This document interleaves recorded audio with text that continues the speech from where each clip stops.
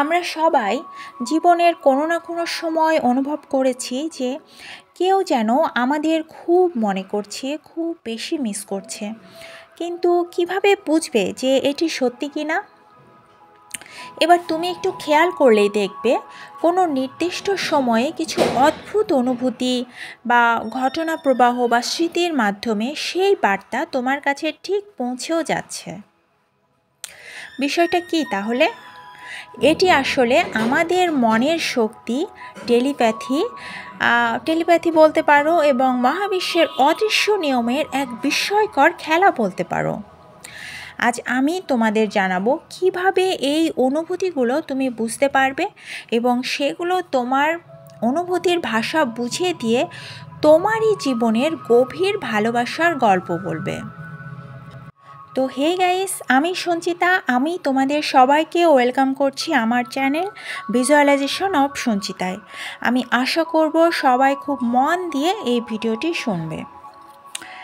আচ্ছা, এবার ধরো তুমি একদম সাধারণভাবে সময় কাটাচ্ছ, নিজের কোনো কাজ নিয়ে ভীষণ ব্যস্ত আছো কিংবা একা বসে আছো।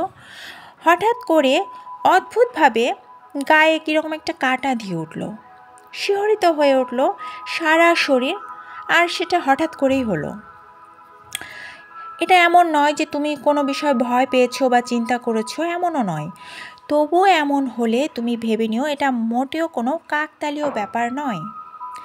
এর পেছনে রয়েছে তোমারই কোনো প্রিয়জনের মনের গভীর ডাক। আর তার চিন্তা এতটাই শক্তিশালী যে তার শরীর ও মনে ঠিক একই রকম অনুভূতি হয়েছে যেরকমটা তুমি ফেস করেছো। এটি তোমাদের সম্পর্কের গুরুত্ব যে কতটা তাৎপর্যপূর্ণ ঠিক এইভাবে বুঝিয়ে দেয়। আবার ধরো তুমি একা একা ঘরের মধ্যে বসে আছো, চারদিকে নির্জনতা, কিন্তু হঠাৎ করেই তোমার মনে হলো যে তোমার মনে একটা আনন্দের ঝলক এসে গেল। কোনো কারণ নেই, তবুও তোমার মনটা ভালো হয়ে গেল। এটি কিন্তু মহাবিশ্বের পক্ষ থেকে একটি বিশেষ বার্তা। আসলে যখন কেউ তোমাকে মনে করছে আর তার ইতিবাচক এনার্জি তোমার মনের মধ্যে এসে পৌঁছাচ্ছে, এই মুহূর্তে তুমি নিজের প্রতি কৃতজ্ঞ হও, কারণ এটি তোমার বিশেষত্বের পরিচয় দেয়। আর তুমি সেই মানুষটির কাছে এত স্পেশাল বলেই সেই মানুষটি তার পজিটিভ এনার্জি দিয়ে তোমাকে এত মনে করছে। আবার অনেক সময় তুমি দেখবে তোমার স্বপ্নেও সেই মানুষটি এসে হাজির হয়, বারবার তার মুখ মনের মধ্যে চলে আসে, কিংবা তার সঙ্গে কাটানো সেই মুহূর্তগুলো তুমি স্বপ্নে দেখতে পাও। তবে জেনে রাখো, এটি নিছকই স্বপ্ন নয়, এটি হলো তার মনের গভীর ইচ্ছা এবং চিন্তার শক্তি যা তোমার অবচেতন মনের সঙ্গে সংযোগ স্থাপন করেছে। আবার বিষয়টা এমনও হতে পারে যে সে তোমার সঙ্গে সরাসরি যোগাযোগ করতে পারছে না, হয়তো পরিস্থিতি বা তার ভীষণ ইগো, অথবা নিজেকে বড় বা সঠিক প্রমাণ করার একটা বিশাল চেষ্টা। আর এসবের বাধা তার মনের মধ্যে ভীষণভাবে আছে, কিন্তু তার অবচেতন মন ঠিকই তোমার কাছে তার মনের বার্তা কিন্তু এইভাবে পাঠিয়ে দিচ্ছে। এবার হয়তো তুমি কোনো কাজের মধ্যে ব্যস্ত আছো, কিন্তু হঠাৎ করেই তার কথা তোমার মনে পড়ল। তার সঙ্গে কাটানোর সময় বা কোনো বিশেষ ঘটনা তোমার মনের মধ্যে ভেসে উঠল। তবে জেনে রেখো, এটি কিন্তু তারই চিন্তার শক্তি যা তোমার মনোযোগকে আকর্ষণ করছে এইভাবে। তার আবেগ তোমার মনের গভীরে ভীষণভাবে প্রভাব ফেলেছে। আবার কোনো গান বা সাউন্ড হঠাৎ করে তোমার মনকে তার দিকে ডাইভার্ট করে নিয়ে গেল।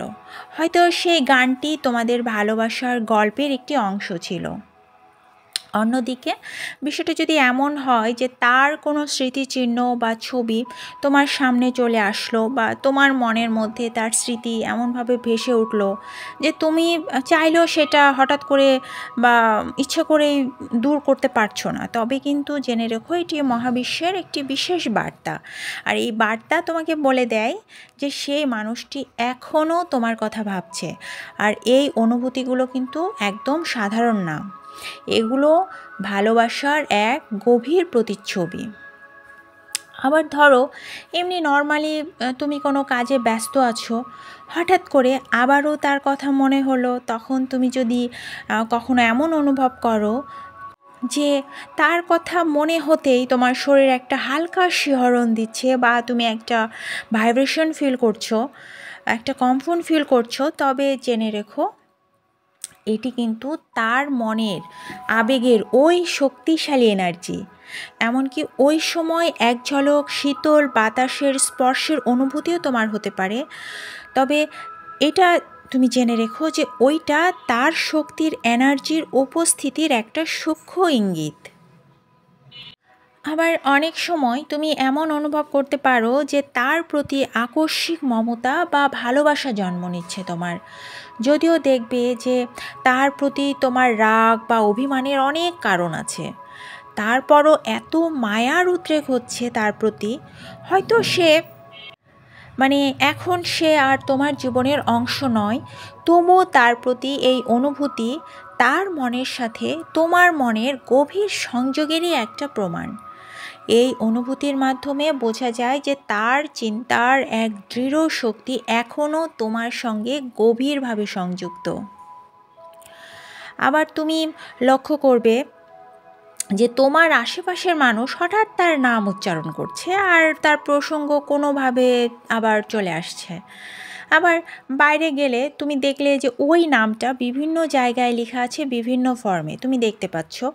আবার এটা খেয়াল করছো যে আশেপাশের মানুষজন ওই নামটা ধরে ডাকছে আর তুমি সেটা শুনতে পাচ্ছ। তবে জেনে রাখো এটি কিন্তু কোনো কাকতালীয় ব্যাপার নয়, এটি মহাবিশ্বের পক্ষ থেকে তোমাকে এই বার্তা দেওয়া হচ্ছে যে সেই মানুষটি এখনও তোমার জীবনে আষ্টেপৃষ্ঠে বাঁধা আছে আর সেও তোমাকে খুব মিস করে। এখানে সবথেকে আশ্চর্যজনক ব্যাপার হচ্ছে তোমার নিজের মধ্যে কখনো কখনো ভীষণ অপরাধবোধ জাগতে পারে। মনে হতে পারে যে তুমি হয়তো তার সঙ্গে অনেক অন্যায় করে ফেলেছ। এটি আবার তোমার মনের চেয়ে তার মনের গভীর অনুভূতির প্রতিফলন। সে হয়তো এখনও সেই স্মৃতির মধ্যেই রয়েছে আর ভাবছে যে তুমি তার সাথে বেশি অন্যায় করেছ, আর তার মনের ওই বার্তাটি তোমার মনে এই ফর্মে আসছে। এই অনুভূতিগুলো কিন্তু আমাদের জীবনের গভীরভাবে এক সীমাহীন ভালোবাসার কথা বলে আর আমাদের জীবনকে গভীরভাবে ছুঁয়ে যায়। এগুলো বুঝিয়ে দেয় যে ভালোবাসার শক্তি অতি সীমাহীন। আমাদের মন আর হৃদয়ের সংযোগ এতটাই শক্তিশালী হয় যে দূরত্ব কিংবা সময় এই সম্পর্কগুলোকে কিন্তু ভাঙতে পারে না। সো ডিয়ার্স, তুমি যদি কখনো এমন অনুভূতি পাও তাহলে নিজের প্রতি কৃতজ্ঞ হও, কারণ এটি বোঝায় যে তুমি কারো জীবনে ভীষণই গুরুত্বপূর্ণ আর তার মনের গভীর চিন্তা তোমার হৃদয়ে প্রতিফলিত হচ্ছে এইভাবে। এই জন্য মহাবিশ্বকে ধন্যবাদ জানাও আর বিশ্বাস রাখো যে তোমার জীবনে সব সময়ের জন্যই ভালো কিছুই ঘটবে। আর সে যদি তোমার জীবনের সঠিক পার্সন হয় তবে জেনে রাখো হাজার অভিযোগ, হাজার মান অভিমান, হাজার দূরত্ব সত্ত্বেও মহাবিশ্ব ঠিক তোমাদেরকে আবারও রিইউনিয়ন করে দেবেন। আর যদি সঠিক না হয় তবে যে তোমার জন্য সঠিক তুমি তাকেই পাবে। এর জন্য তোমাকে কিন্তু একটু ধৈর্য ধরে অপেক্ষা করতে হবে, এত অস্থির হলে চলবে না। তোমার অনুভূতি এবং এই অভিজ্ঞতাগুলো কিন্তু আমার সঙ্গে শেয়ার করতে ভুলবে না। যদি তোমার মনে হয় যে এই ভিডিওটি তোমার মনের কথা বলেছে তাহলে কমেন্টে সেটা আমার সঙ্গে শেয়ার করো। আমার চ্যানেলটা সাবস্ক্রাইব না করে থাকলে সাবস্ক্রাইব করে পাশে থাকা বেল বাটনটি প্রেস করে দিও পরবর্তী ভিডিওর নোটিফিকেশনের জন্য। জেনে রাখো, তোমাদের সমর্থনই কিন্তু আমার ভীষণ অনুপ্রেরণা। Thank you guys, love you all. Thank you universe, thank you, thank you, thank you.